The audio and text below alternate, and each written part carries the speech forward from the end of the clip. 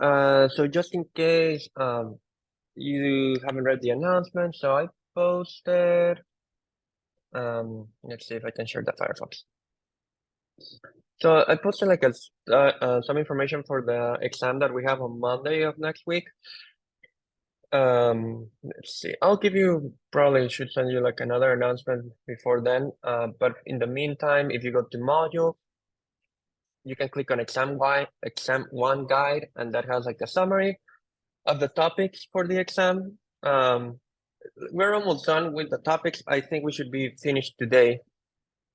And I also posted like two practice. Well, I won't open the practice exams because it kind of spoils it. So I posted two practice exams. I'll try to give you the solutions to the exams around Friday. Um, Basically, my idea for the exam was just to, if you read, I think it's kind of described here, but it will be 6 problems, but I'm splitting them into 2 parts, each of 3 problems, and for each part you will have 40 minutes, and for each part you will do like an upload. So it's kind of like it's 2 extended quizzes in a sense, like on Monday, if that makes sense. Um, is that okay? Any questions about that?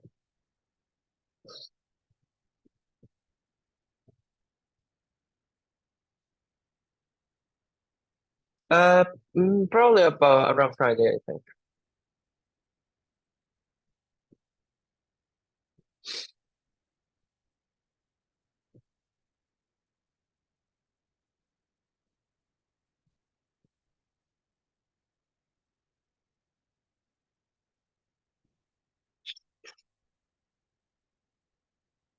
Is for each part is 3 problems. Yeah, a total of 6 problems.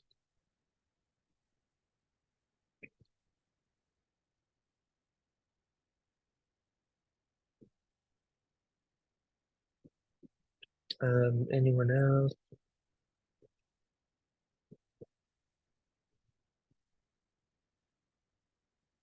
I mean, you can read the study guide. If you still have questions, you can ask me tomorrow, or you can also email me. But think about, I mean, like the easiest way to think about it is kind of like 2 long quizzes, basically. Um, that's how I would put it. Um, and for each, you'll do like an upload. Um, let's see. But yeah, you can check the practice exams. Like you'll see, it's very similar to the examples and problems we have been doing. So.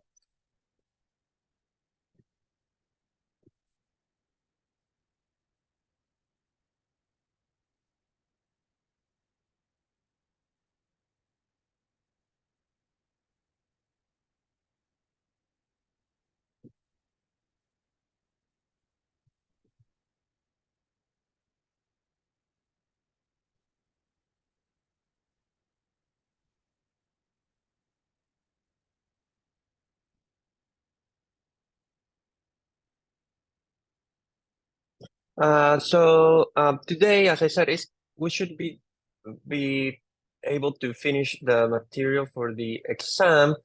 Um, there are just a couple of things that I wanted to mention still with these trigonometric limits. Let's see where I have the problem to.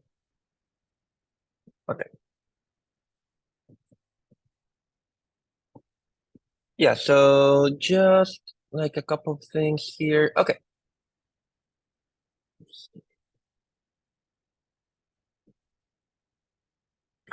There's a trick that you can use to find certain trigonometric limits in general, which involves making a change of variables, and that's especially convenient for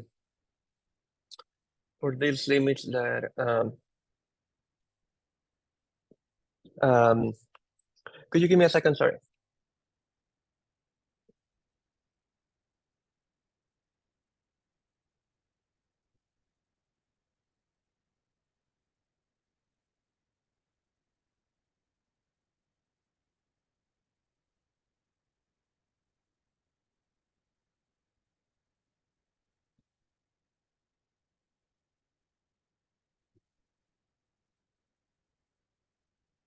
Sorry, just give me 2 minutes.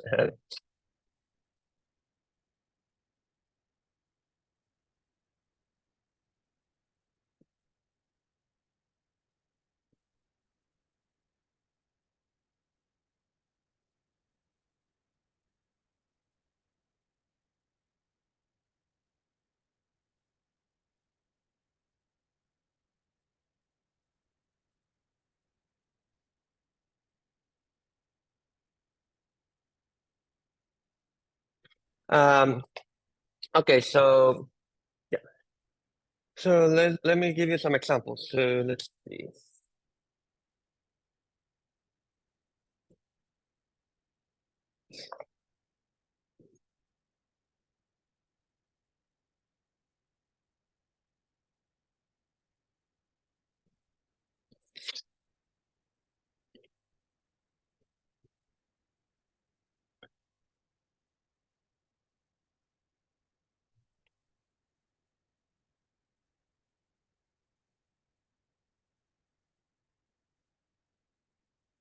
Let's say you wanted to find this limit.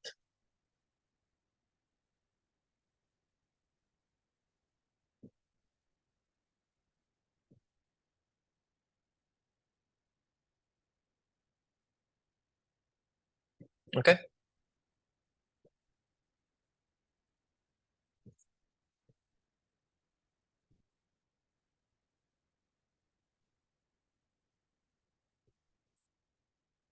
So the first thing you can do is to rewrite a little bit the denominator.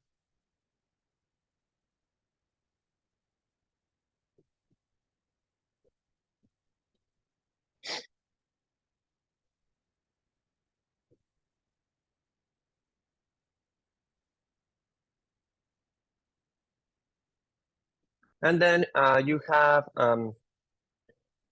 these, if you factorize the denominator, then you have written it out in this way, right?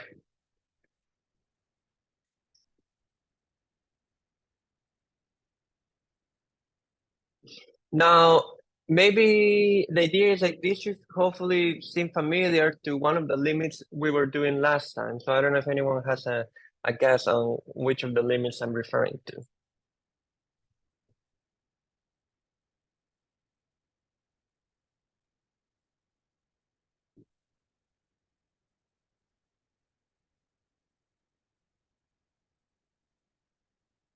Right, it looks like the sine of theta over theta limit. The issue here is that we do not have theta, right? We have something that looks like x minus 3.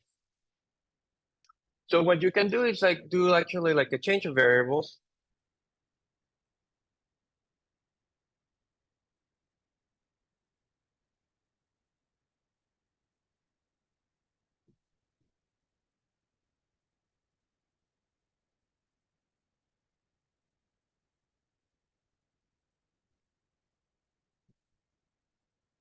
Right?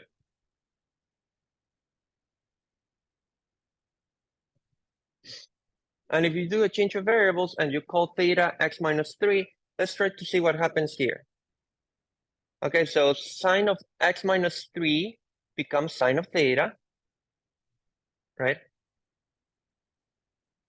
Then x minus 3 becomes theta, right? And what does x plus 3 become?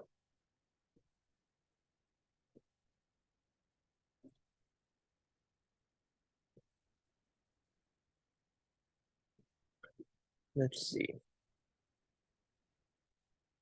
Good. Yeah. So the idea is like think of this as an equation that works both ways. So if you say that theta is x minus 3, that also means that theta plus 3 is x, right? So you can put here theta plus 3 plus 3. Is that making sense? Are there any questions about how I made the substitution?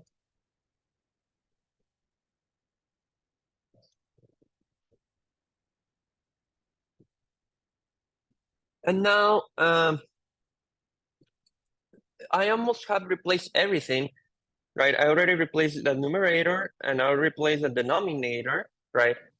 But we still have to replace this variable, right? We still have to say what happens now with respect to the new variable, right? So if x is approaching the number 3, right? If x is approaching the number 3, what value is theta approaching? If theta is x minus 3, what should I put here?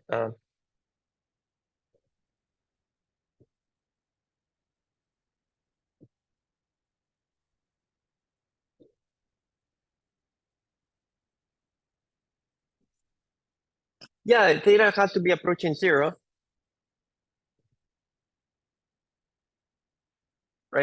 And then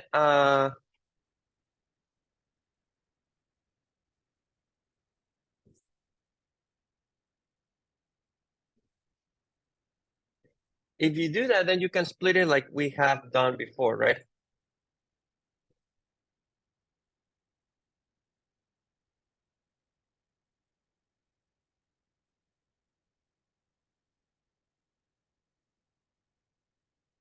And this is 1 times 1/6,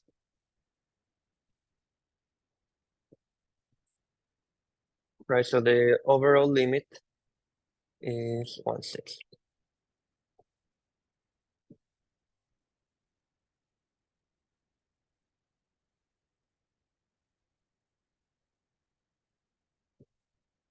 Is that making sense? Any questions about this?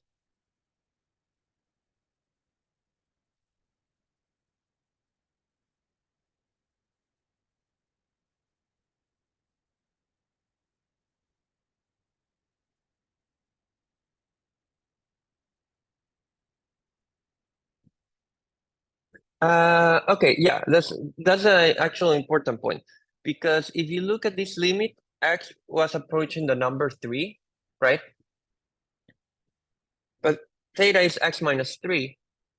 So you see, like if x is approaching the number 3, this is becoming like 3 minus 3, which is 0.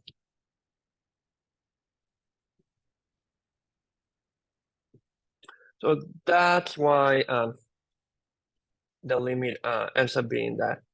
Okay, let's see.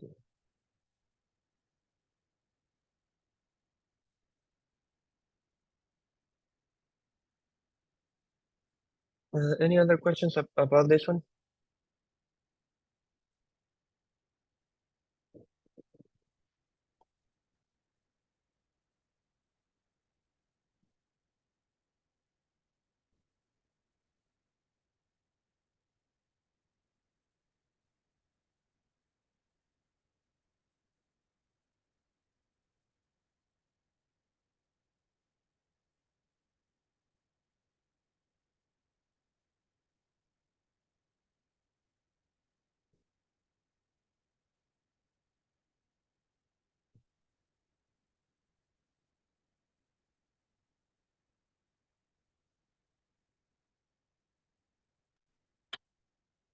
So let me do another example, maybe for you to think about it first.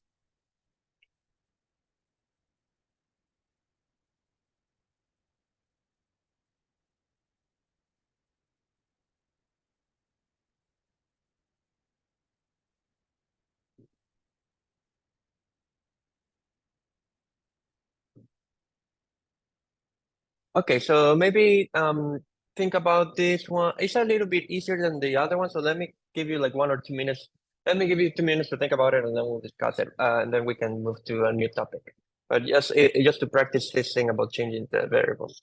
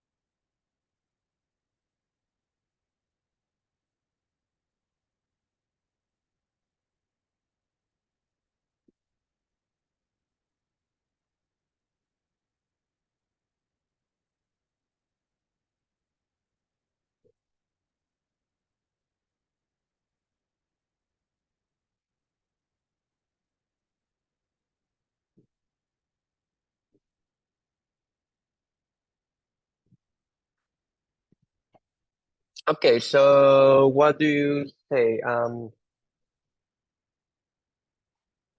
Yeah, so there's a change of variables that so again, like the problem with this limit as it stands is that you cannot apply the limit from last time directly, but because if you remember, the limit from last time was 1 minus cosine of theta, right?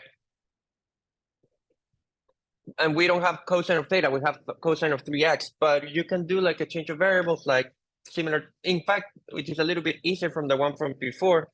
And so you can take theta to be 3x, right? So if you take theta to be 3x, what happens with this limit? It becomes a limit of 1, right? Let's see, 1 minus cosine of theta, right?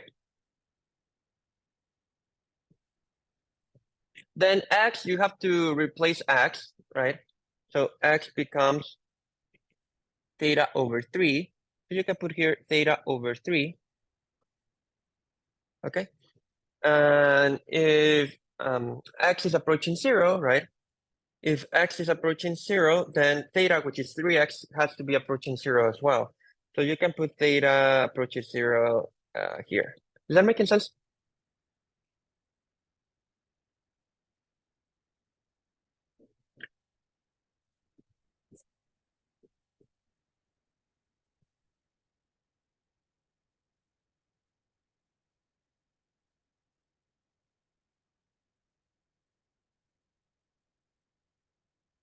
So then you can rearrange this in this way. And if you remember the properties of a limit, you can just put take a constant outside the limit. So you just get 1 minus cosine of theta over theta. And that's just 3 times 0, which is 0. So you were correct in that the limit is 0 for this one.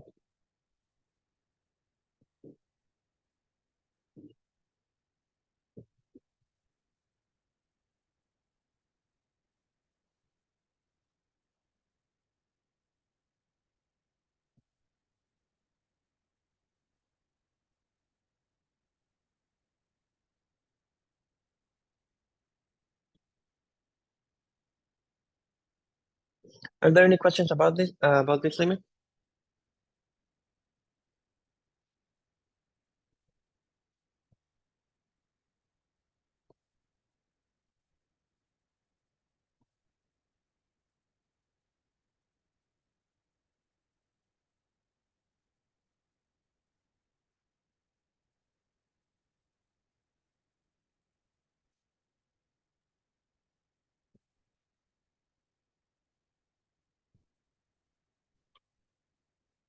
Okay, so that's essentially the idea of how these limits are supposed to work.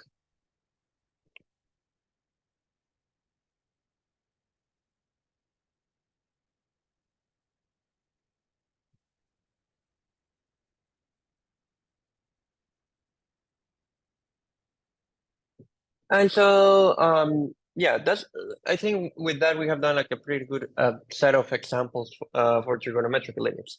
So the last topic that I wanted to tell you about for the exam is continuity. So let me write that down.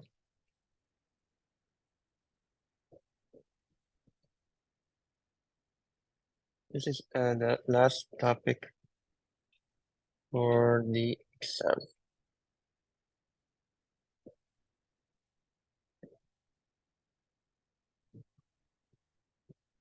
For the first exam, let me specify that.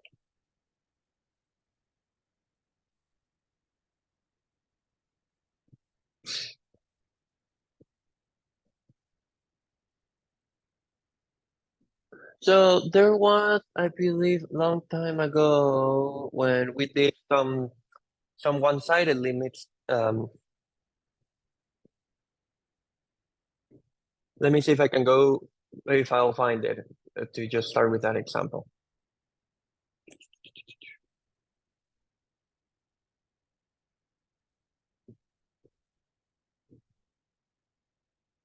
Oh yeah, it is here, right? So let me in fact copy paste it.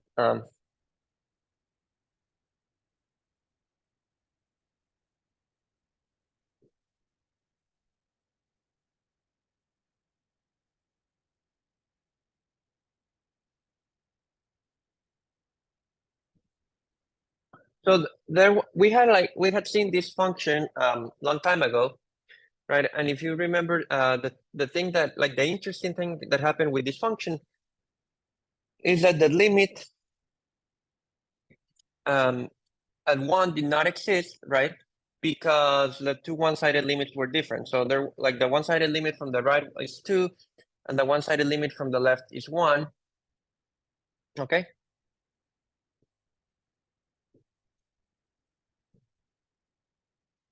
So the limit did not exist. And if you look in terms of the graph, what's happening here is that the graph, like, seems to jump, right? There's some sort of jump here at 1, right? There are other situations that can happen. This is a slightly more interesting example. So let me just write here the remark. So limit as x approaches 1 of f of x does not exist since one-sided limits are the same.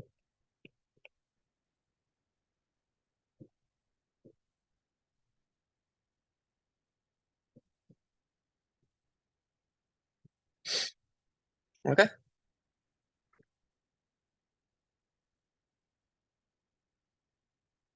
Here's another example. So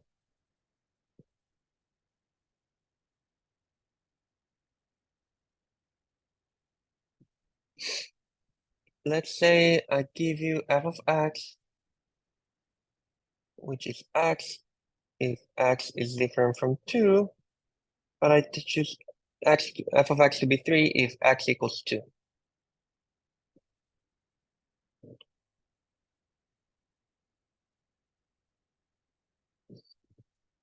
So what is f of x equals x? That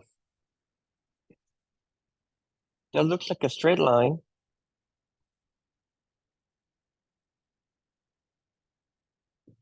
Right, because this is like the equation of y equals x. But now I'm saying that at the value of 2, right, instead of the value here being just 2, I'm choosing the value for the function to be 3.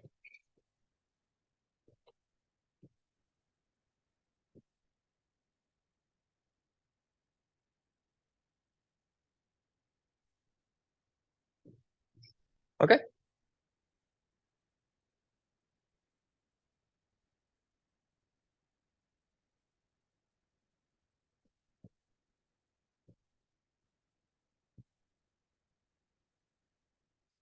So what would you say? This is a little bit more interesting.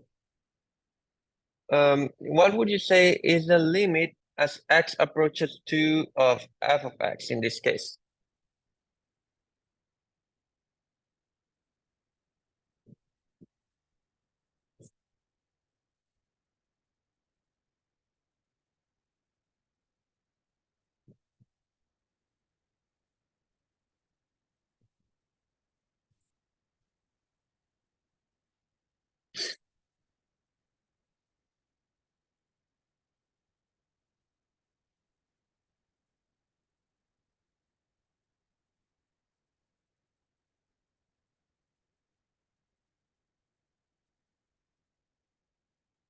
Uh, Actually, it's a little bit more subtle than that. It's not 3.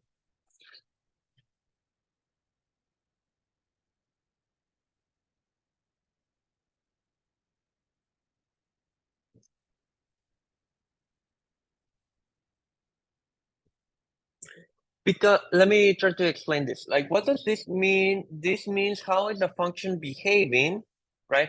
How is the function behaving when you get closer and closer to 2?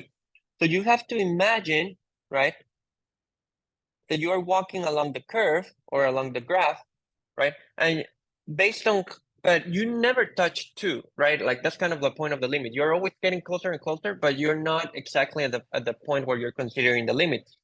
So the limit is more or less like a prediction based on what you thought would happen, right?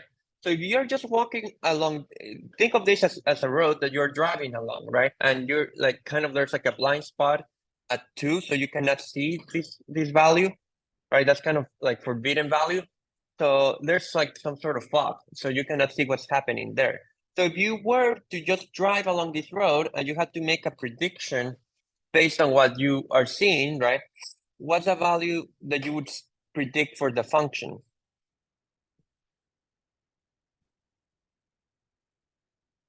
Yeah, it should be two. Like, I mean, again, like you have to really imagine that this is hidden from you, so you cannot see the value here.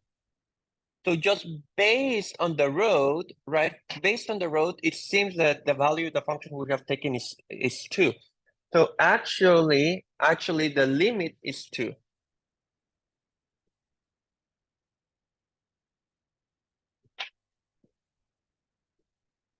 Is that making sense?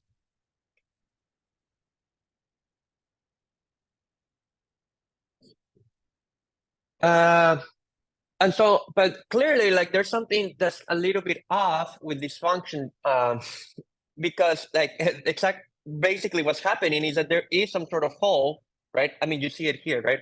There is some hole that happened, right? Which made our prediction of the limit being different from the value that actually the function takes. So to like, there's like a useful class of functions or a very important type of functions where this does not happen, and those are called continuous. So a function is continuous if this does not occur. So basically the limit does give you the value of the function. So let me give you that as a definition.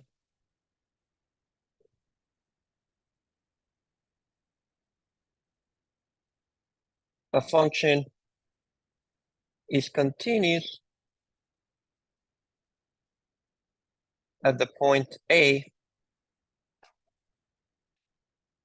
if the limit as x approaches A of f of x equals f of A. So in other words, the limit is just the value of the function. So the limit agrees with the value of the function.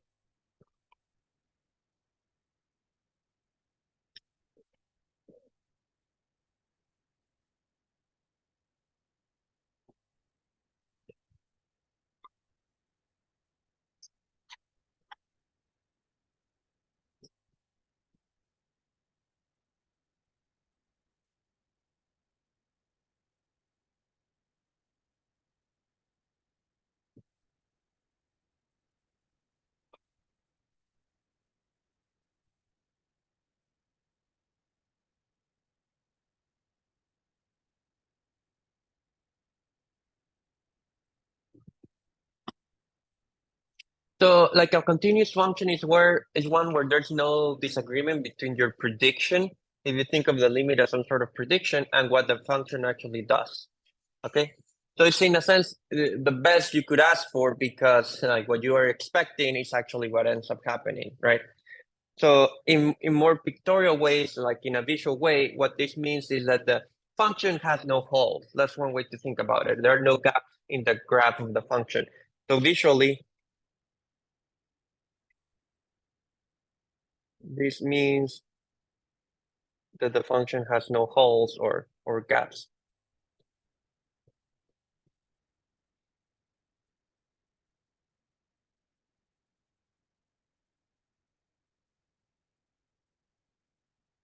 That the graph of the function has no holes or gaps.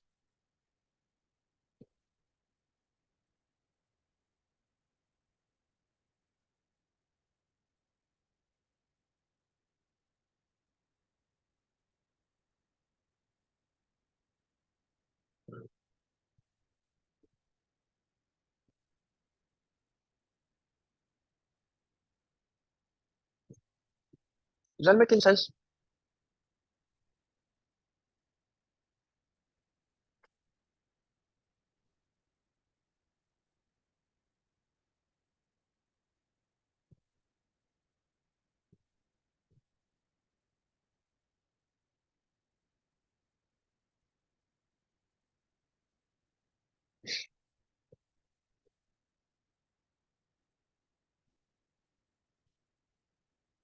And actually, these can be used. This can be used for a lot of things. So let me tell you first, like functions that are continuous, and more or less, the good thing is that basically the functions you know from pre-calc are continuous. So this is like a good news.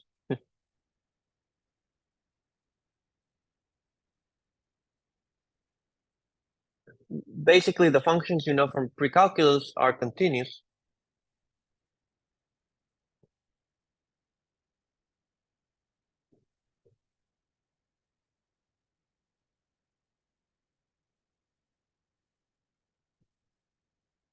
So what do you mean by this functions from pre-calculus?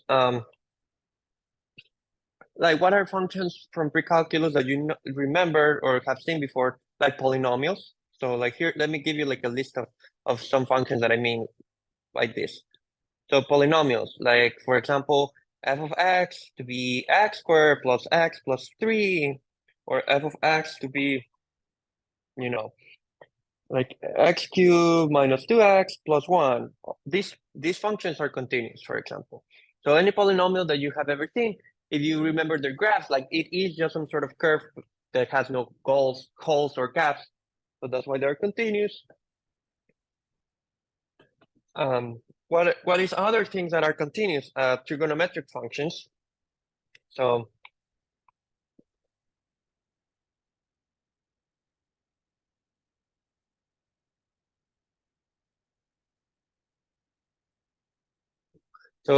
f of x like sine of x, or f of x cosine of x, f of x tangent of x, things like that. These are continuous functions also. Oh, let me give you a second to copy this.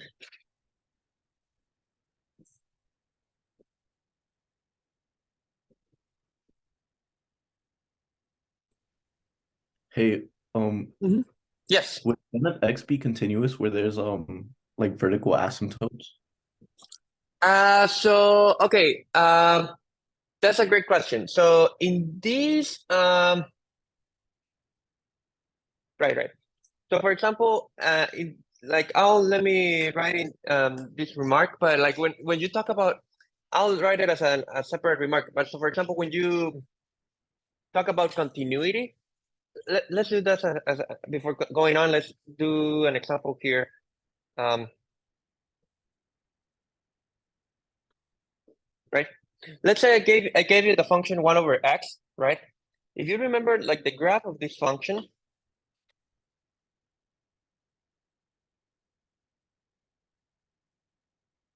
this is how the graph looks like. Does that look familiar? Maybe we should use a different color here.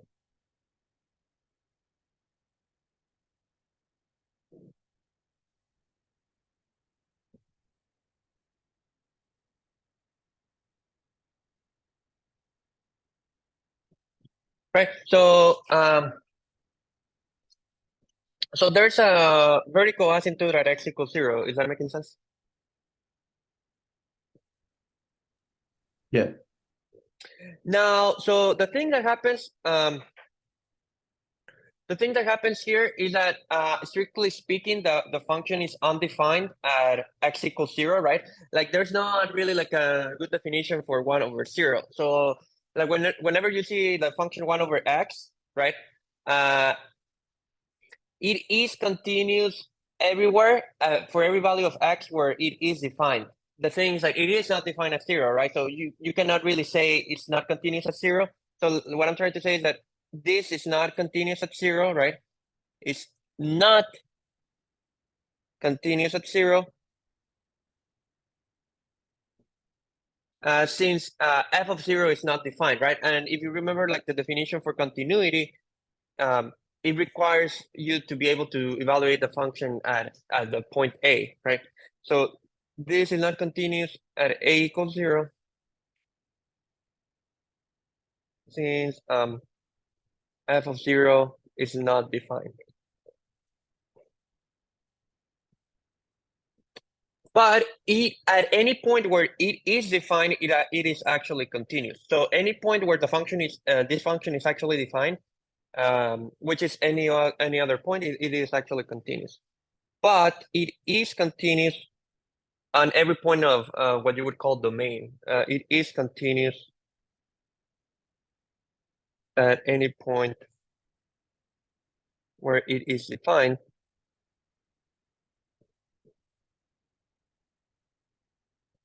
So at any point besides a equals 0. Okay, I get it now. Is that making sense? Yeah. Is that okay with everyone?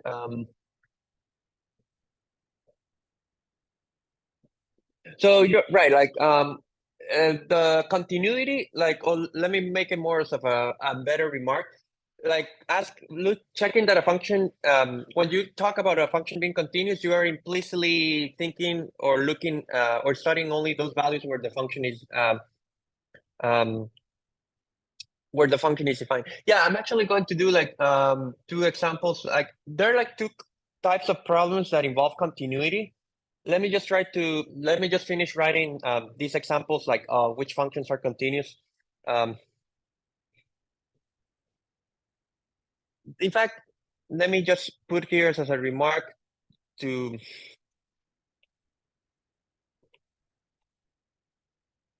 the functions you know from pre-calculus are continuous at all points where they're defined. Just to save the day.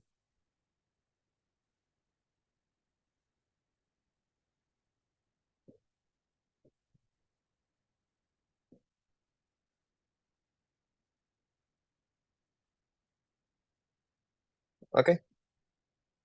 Yeah, so I'm about to do some examples involving continuity. Let me just finish writing some other cases of functions. So what are some functions? What are some other functions from pre-calc that you remember? So I gave you trig functions, polynomials. What else? Do you remember as like a function from before calculus 1?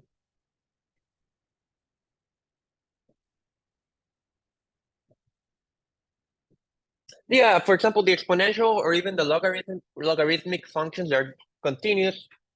So exponentials, which by the way, we'll say a lot more about the exponentials later. But for now, you don't need to remember too much about the exponential functions, but they're sort of around. They will become a lot very important later in the course, but at the moment they're not. They're kind of just some.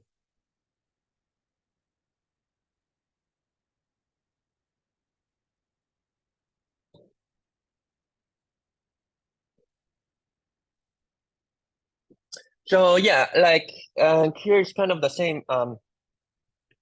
If you remember, like the graph of like, for example, let me draw some graphs like for the exponential functions. But like if you remember something like the exponential e to the x, right? Like it looked like this. So like the exponential function was defined for every point, every value of x. So you would say that it is continuous everywhere, or that it is continuous for all values of x. But I don't know if anyone remembers the graph, or let me put it this way. I don't know if anyone remembers for the graph of ln of x, for what values can you take the ln of? You can only take ln of certain values, right? So what was the condition that x had to satisfy?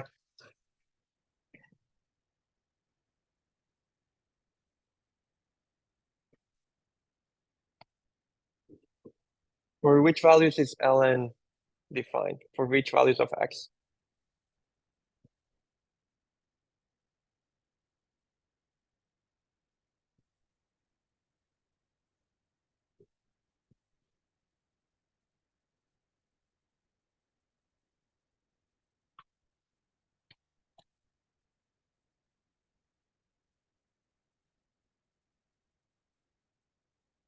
Yeah, it was defined for positive values of x. Again, we won't do anything with logarithms at the moment. I'll remind you, I'll do like more of a review of logarithms once we need them. But yeah, like ln of x, it required like x to be positive. So like like the exponential graph is continuous for values of x, and the logarithm graph is continuous for all positive values of x, because it is only defined for positive values of x. So that's the only place where it would make sense to check continuity. So it only makes sense to check continuity at points where the function is defined. Maybe I should write that down as a remark.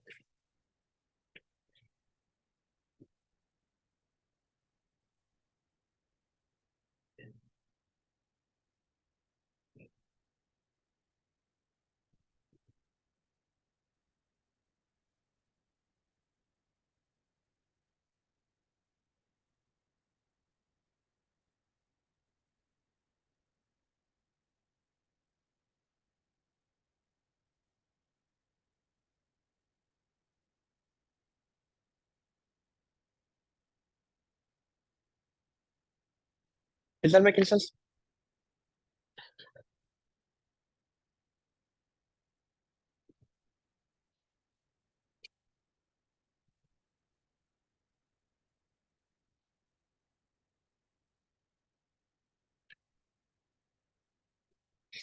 Okay, so now what comes next is actually to show you, like in practice, what sort of problems we're going to do with continuous functions. So the first important topic is like intermediate value theorem. So let's take like just it's a slightly different topic. So let's take a 3-minute break, or like start like again at 1:15. I'll tell you what the intermediate value theorem is, because it's kind of interesting what you can use for.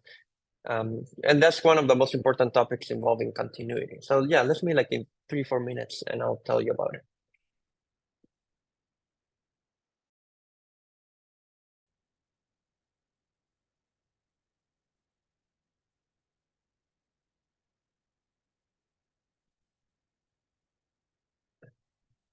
Okay, can everyone hear me? So let me give you some applications of the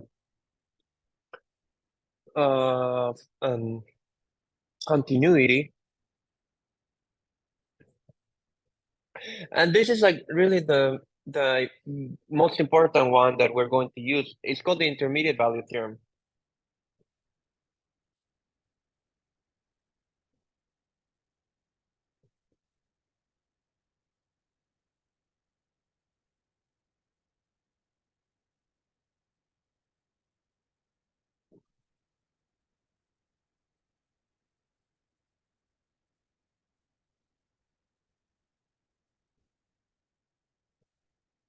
So it says the following, like the idea is once you make the picture, it kind of looks obvious. So we'll just consider it like as a very reasonable thing, but it actually ends up being a lot more useful than you could imagine. Okay.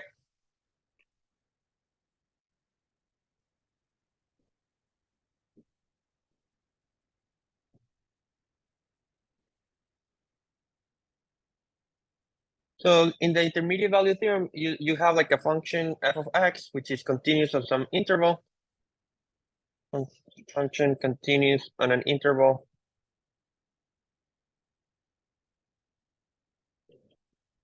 AB.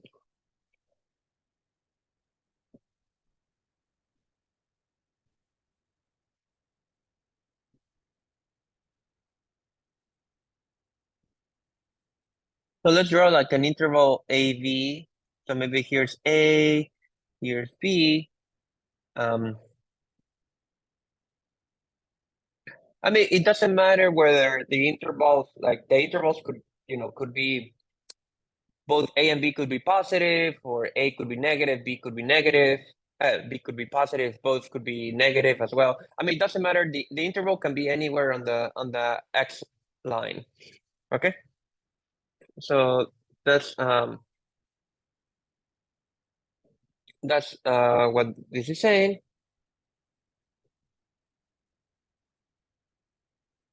Sorry, let me put this into my distro.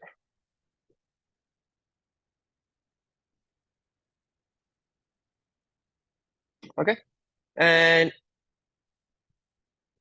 maybe f of a would be here,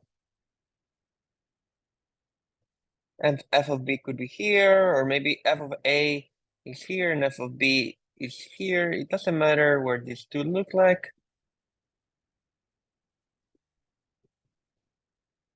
In fact, like just to make it more like explicit, let me put f of b here.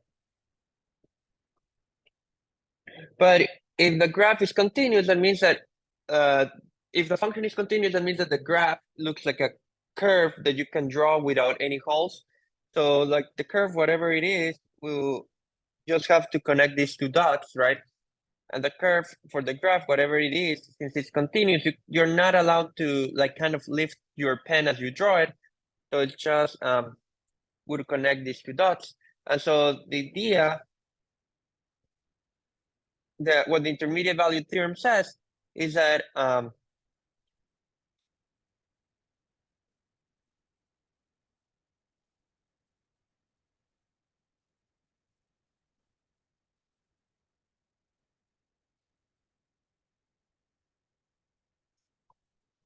like what the intermediate value theorem says is that if the function is continuous, you can guarantee, you know for a fact that the function will go through all the values between f of a and f of b. I don't know if you see them here. So you have here like the value for f of a is this line, and you have the value here for f of b. And what like the intermediate value theorem would say is that the function will take all those values in between. It can take more values. For example, here it is taking more values, but we cannot know that for certain. What we can know for certain is that it will take all the values between f of a and f of b because it is supposed to connect these two values. Okay, so then f of x will take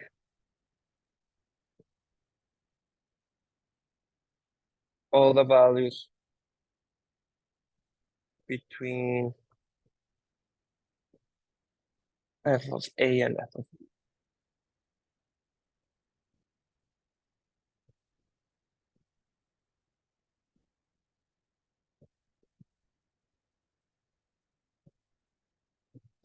Is that making sense?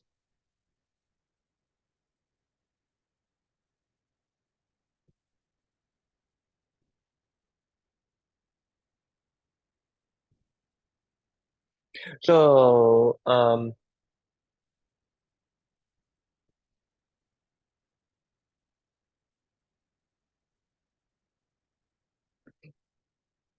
mean, there are many applications of this continuity. You'll see how we can use it like in interesting ways, like, in practice, like, for in the real world, like there are ways to say this.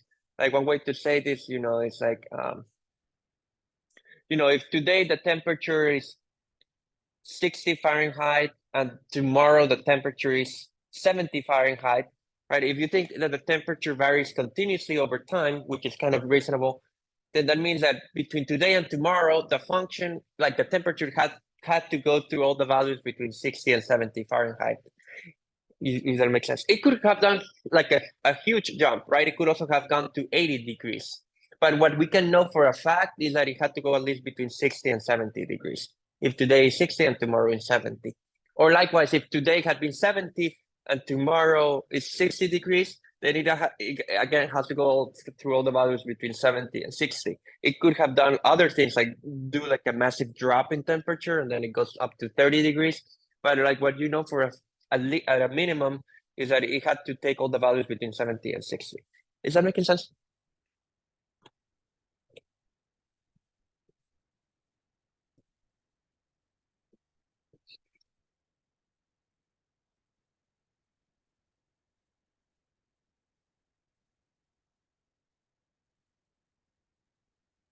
Okay, let me give you some applications, and this is kind of how you'll be asked to use this theorem. So here are like some interesting applications of this idea. So, well, I don't know if the sky is also orange on your where you live, but it's kind of creepy. So very Blade Runner, if you ever saw that movie, sci-fi.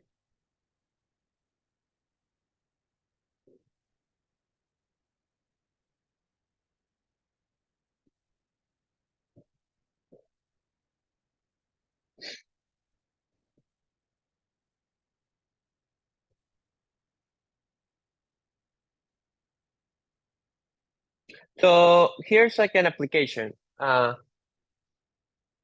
Prove that. So here's, let me write it as an example.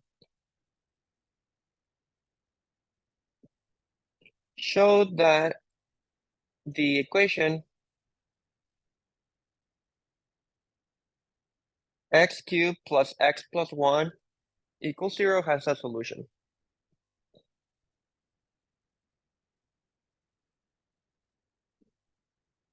Yeah, I'll scroll up first.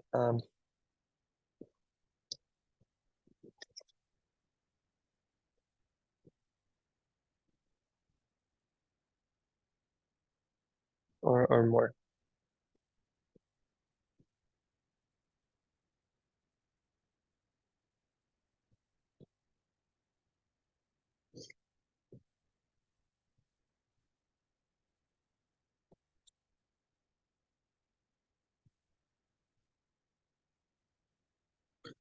Okay, so we have this equation, right, which is a cubic equation, like it has like x to the cube, right?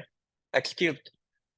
And I mean, like, there is actually like a formula for the cube. There's a formula that gives you the solutions to a cubic equation, but I wouldn't expect you to remember it. I myself don't remember it.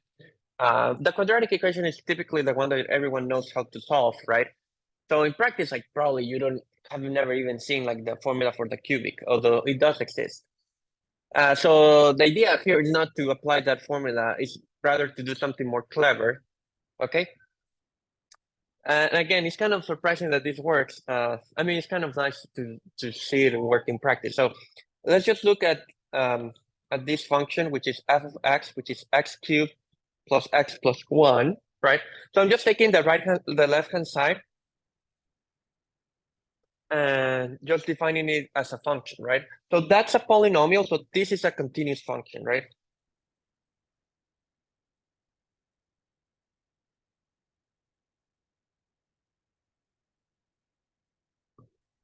It is a polynomial. Is that making sense?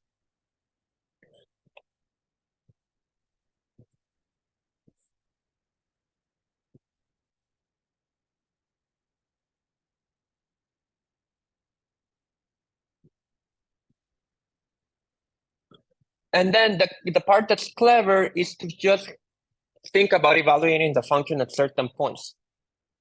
So for example, what is f of 1 in for this function? What is f evaluated at 1? That's just 3, right? Because it's 1 plus 1 plus 1.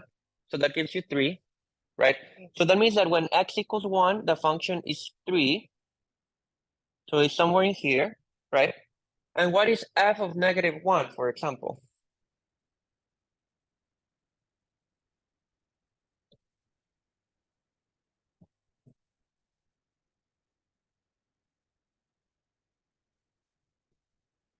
It's -1.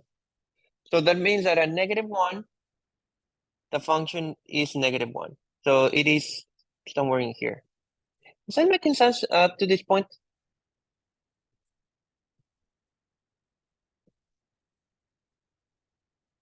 Any questions up to now?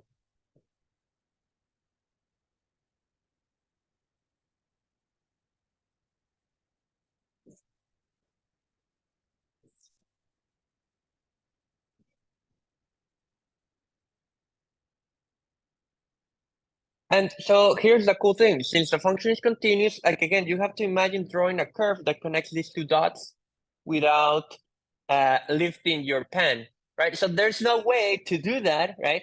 Without having to cross the x-axis, right? It doesn't matter how you try to draw the curve, right? If it has to be continuous, then you can try to stay away from the x-axis as much as you want, but eventually you have to hit it, you have to cross it in order to get to a positive value, right? But what does it mean to cross the x-axis? That means that when it crosses the x-axis, right, the value of this function was 0. Okay, so let me try to write down what I'm saying right now. So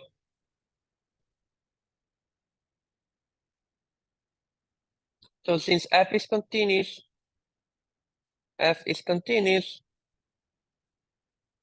and took and had like a negative value and a positive value, right?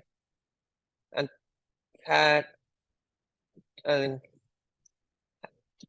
took a positive and negative value, a negative and positive value,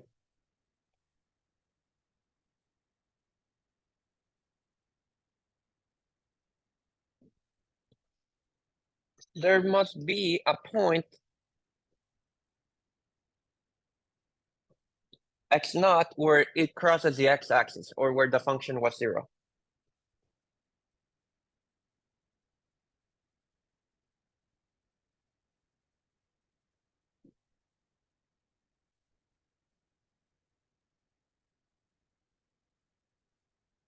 So maybe in this picture, this is where x naught would be located. Is that making sense?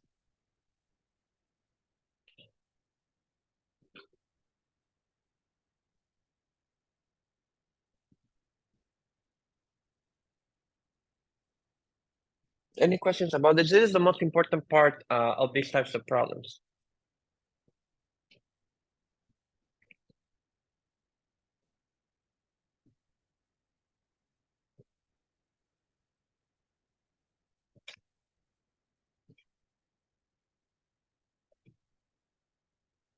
Let me put here by the intermediate value theorem. Let me add that by intermediate value theorem.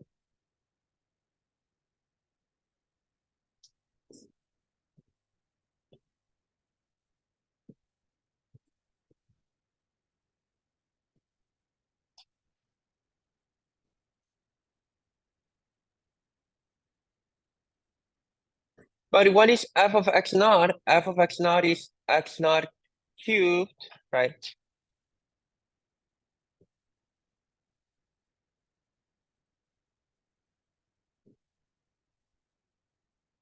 Oops.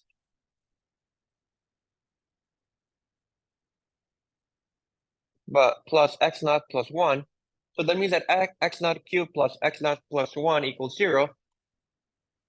So that is the solution to the equation.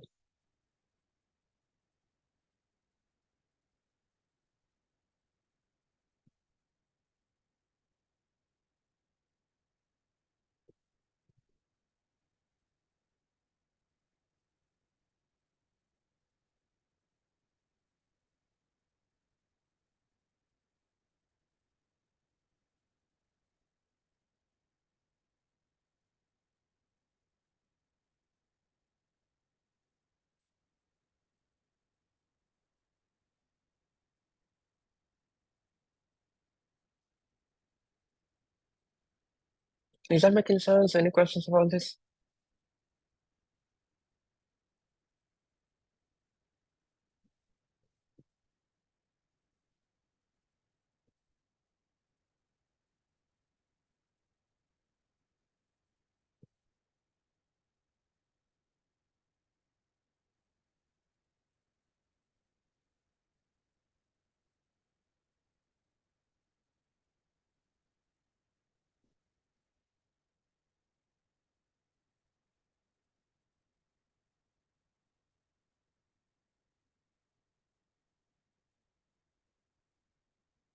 So here's another example. Let me see if I can do it.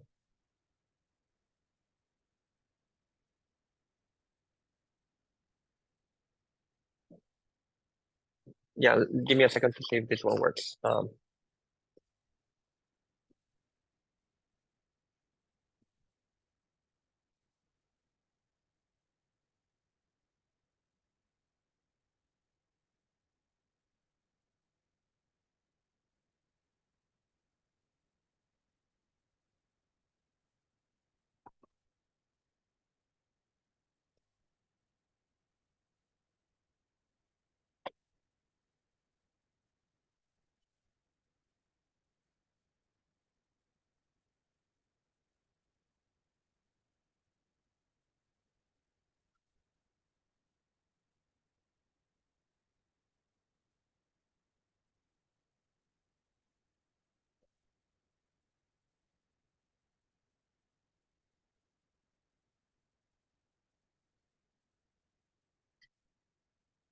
Okay, let's think about this example.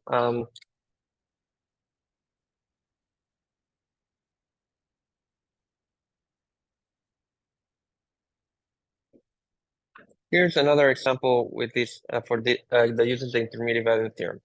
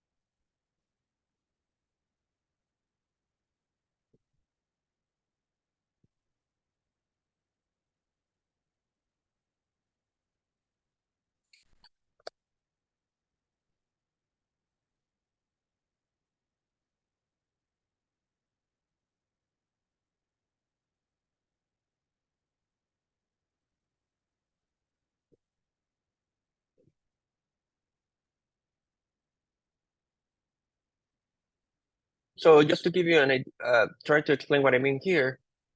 So this was the graph of the cosine of x, right? That's where what you see here. And this is the graph of x squared, right? So what I'm trying to say is that if you look at it, there is a point x, right? There seems to be like at least one point. There could be more than one, but there seems to be a point x where these two graphs coincide, right? And if the two graphs coincide, that means that that cosine of x equals x squared. So what you're going to show is that that actually does happen. Okay, so oops, using the intermediate value theorem.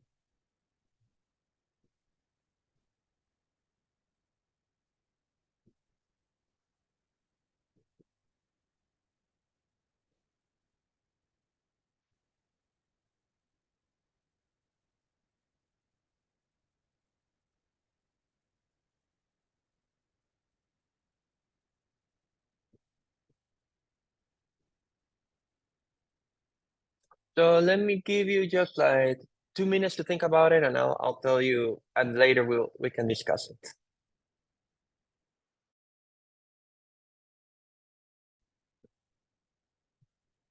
Okay, so does anyone have an idea what to do here?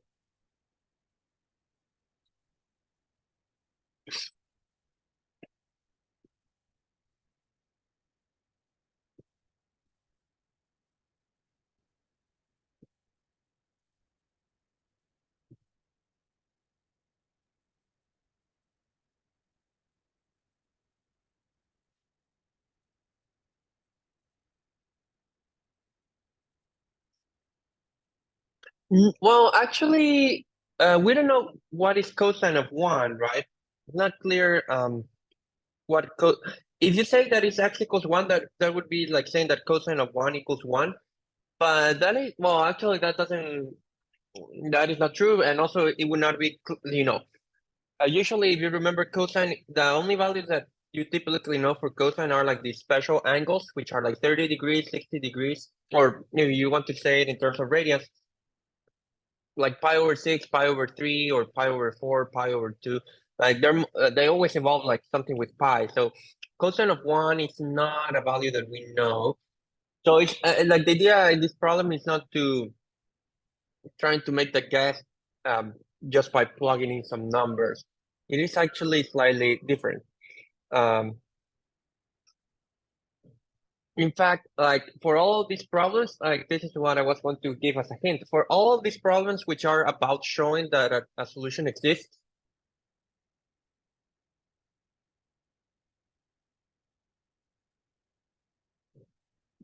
about showing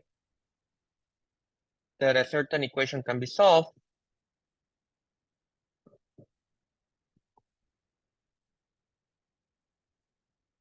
what you should always do is move everything that involves x to one side of the equation.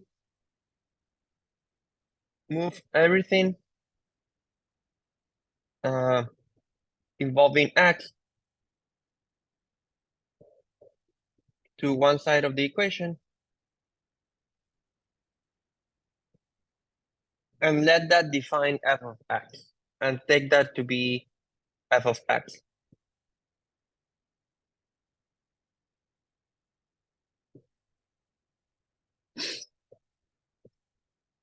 So for example, if you look at this equation, the stuff that has x appears on both sides of the equation. So you move everything to one side. You can move everything to the left side. So to move everything to the left side, you can just subtract x squared on both sides of the equation. Is that making sense?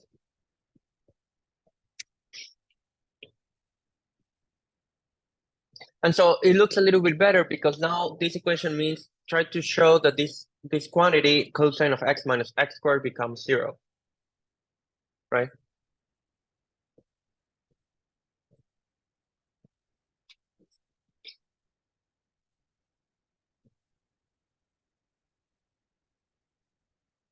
So like the hint is to say that f of x, you take f of x to be cosine of x minus x squared in this case.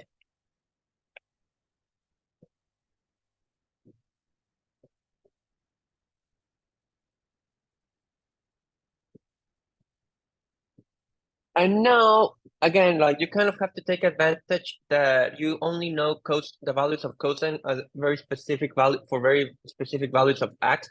So for example, what is f of 0 in this problem? What would be f of 0? What does f of 0 give you?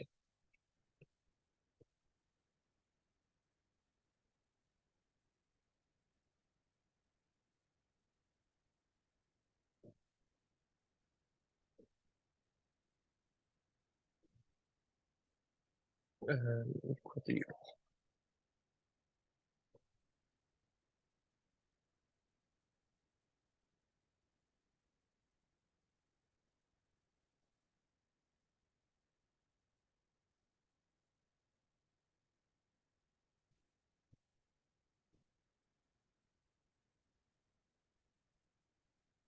It's cosine of 0, which is it's just 1, right? So f of 0 is 1. And what is f of pi over 2, for example?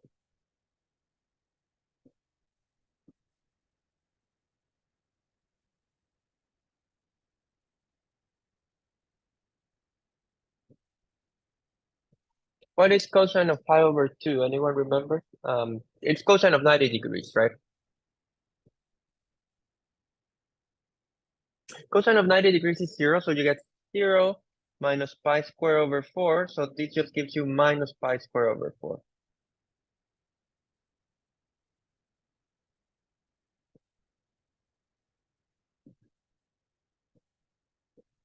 So if you look at this function at x equals 0, it takes the value 1. And at x equals pi over 2, well, I don't know what a pi over 2 is. It's a positive number. Pi over 2 is like, pi is like 3.14, so pi over 2 is going to be 1.70 1 point something, right? So it doesn't matter. Pi over 2, the important thing is that it's giving you minus pi squared over 4. That's a negative number, right? So I don't know if like you can start seeing like what's happening now. It's very similar to what we had before. You have like this point and this point, right? And you want like the function to connect these 2 points, but because the function is continuous, there's no way to connect these 2 points without crossing the x-axis or without being it being 0. So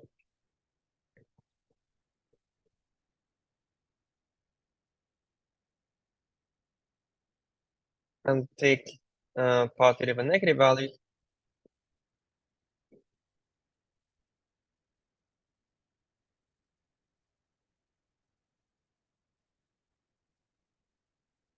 It must have been continuous at some value.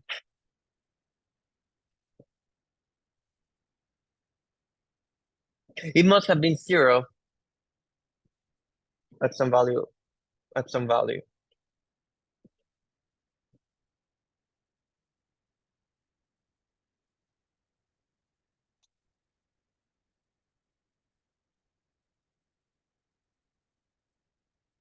We don't know what that value is, so that's why I'm just calling it x naught.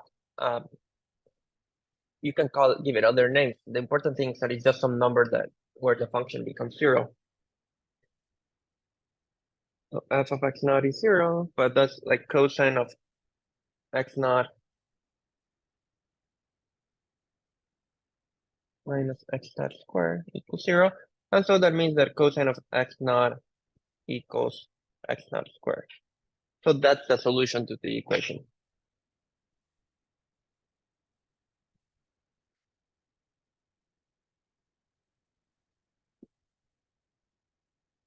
Is that making sense?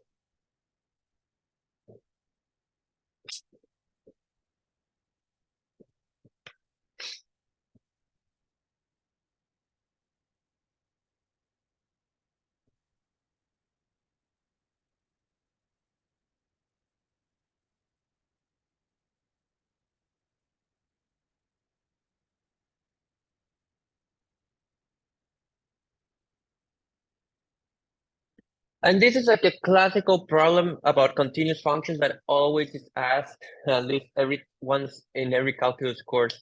So definitely expect one of these problems.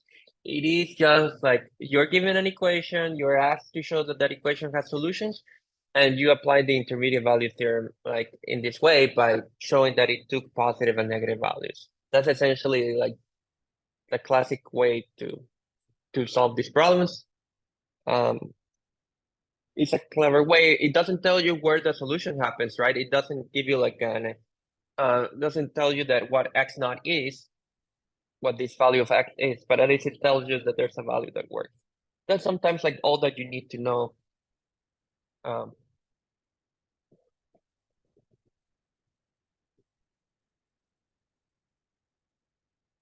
so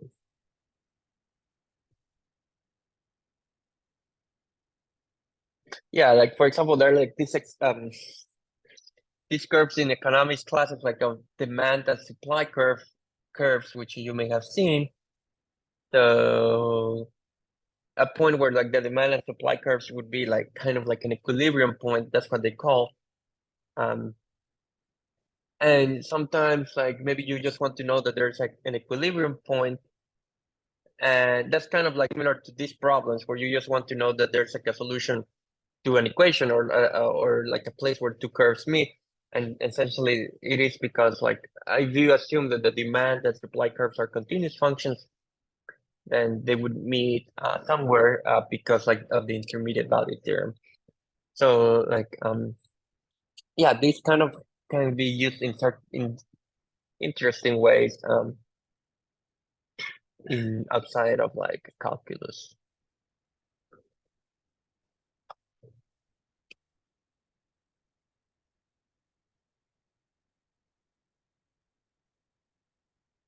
Is that okay?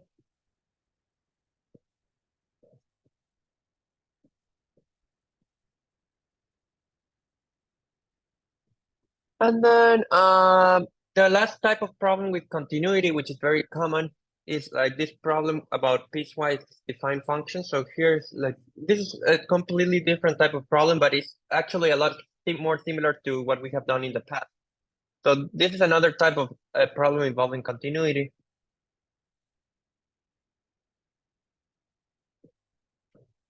Um,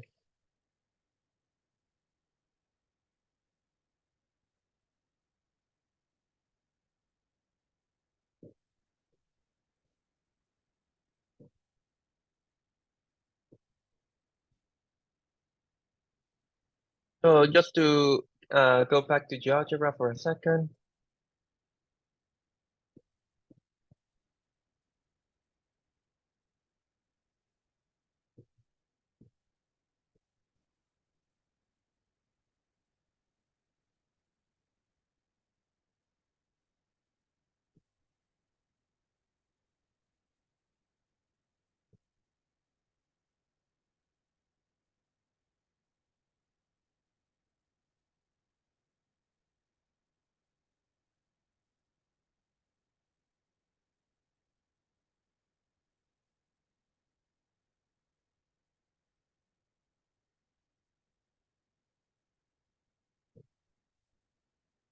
Okay, so you could have like a problem like this where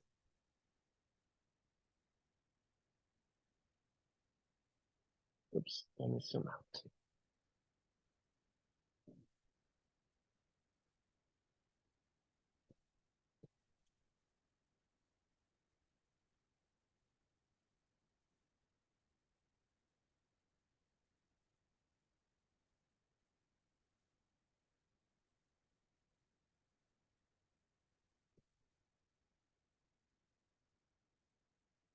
Yeah.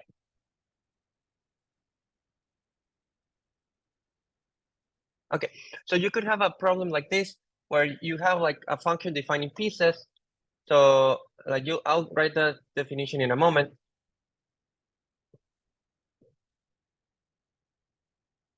Oops, this cannot be. Oh, here it is. Yeah. So let me hide these things. Oh no, I need them around. So like you have these two graphs, and let's say I wanted to make this graph so that it is continuous, like a continuous function. So you don't want any calls. So since it has to be continuous, you first of all wanted to, you know, you want there to be no calls from the blue curve as it goes through this green dot, and then you kind of have to match the other the purple curve here. Let's see if it works to make the function continuous. Okay, so it like a typical problem of a continuity is kind of like find like certain values for like parameters, which like the parameters here are called MMA, that will make a function continuous. So let me write that down.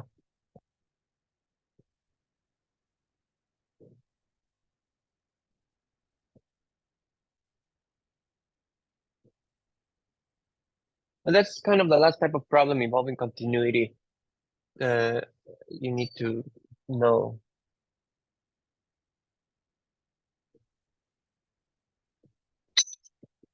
So here's the problem. So I give you a function f of x, which is going to be -1 if x equals 1. It's going to be mx if x is less than 1. And it's going to be minus ax squared plus a plus x if x equals 1.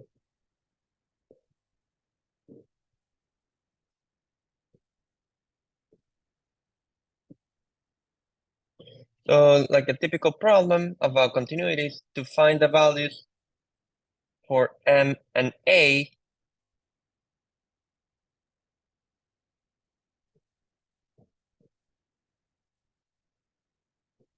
that make f(x) continuous at a equals continuous at x.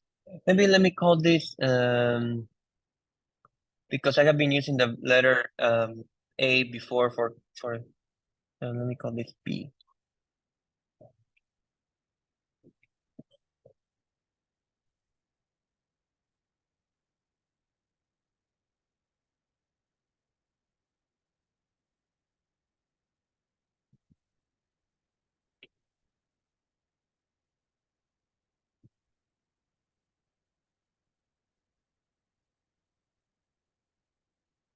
Okay, so this is like another typical problem about continuity, just determining certain values in the function that will make it continuous. Okay.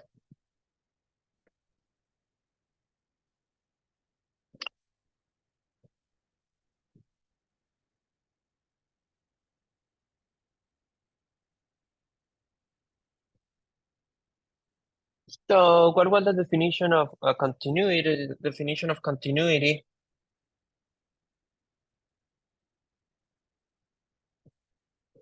was that the limit as x approaches 1 here or at a equals 1 would be that the limit as x approaches 1 of f of x equals f of 1, right? But f of 1 is -1. So what we want is the limit to be -1.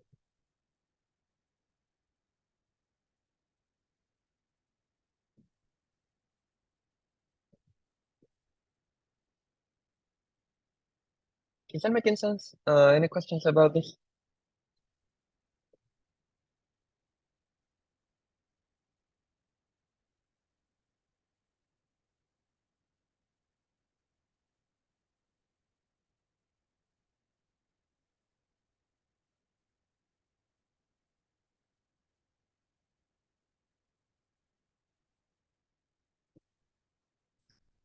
But how do you find how do you compute a limit when the function is defined by pieces? You have to find the one-sided limits, right? So what are the one-sided limits?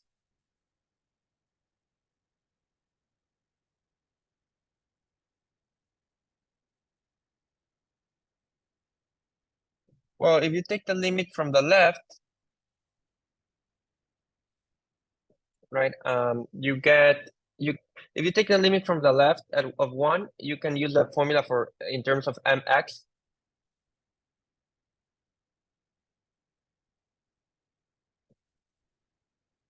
Right, and that just gives you m. Is that making sense?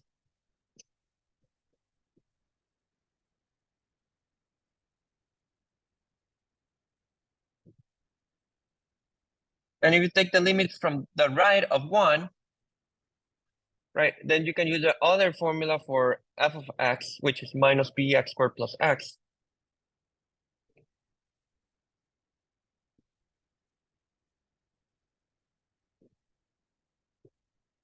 Which is minus b plus 1.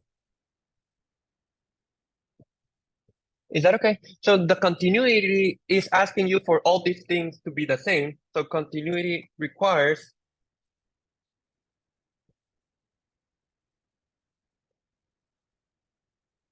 for -1 to be the same as m to be the same as minus b plus 1.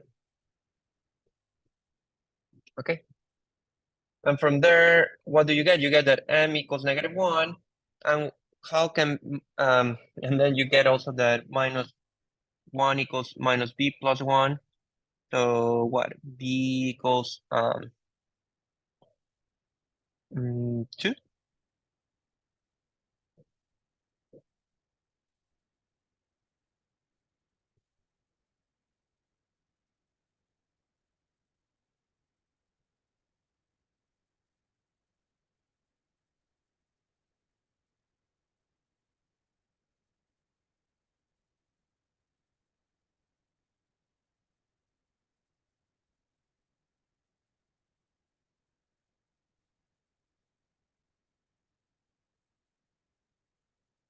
Is that making sense?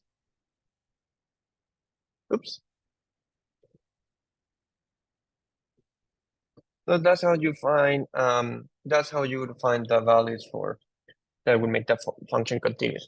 So that's not, I mean, this type of problem is actually not too bad. It's just like finding the limit and setting it equal to the value of the function, and that gives you like the equations that you're are after. Is that okay? Any questions about this?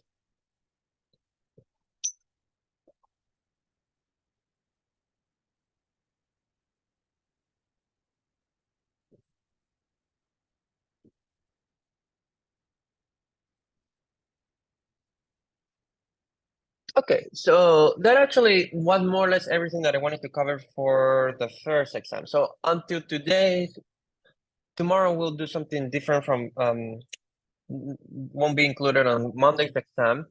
So again, we'll have a quiz tomorrow as usual. It will be based on what we did today. I'll send you like an announcement in a couple of minutes. So we'll do like the regular quiz. And as I mentioned, for those of you who were late to the meeting, like if you go to Canvas, where is the Firefox? If you go to Canvas, you can find under modules, like a study guide for the exam and 2 practice exams. I'll try to write the solutions and post them on Friday. But like if you look at the practice exams, like you'll get like a pretty good idea of like how the exam will be structured. all of that stuff. So yeah, that's more or less what I don't want to start like a new topic today because it will be too confusing and we don't have that many minutes left. So yeah, I think this is a good place to end. But yeah, I'll see you tomorrow and I'll send you the announcement with the quiz information in a couple of minutes.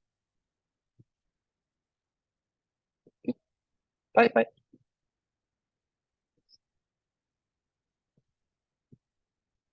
Bye.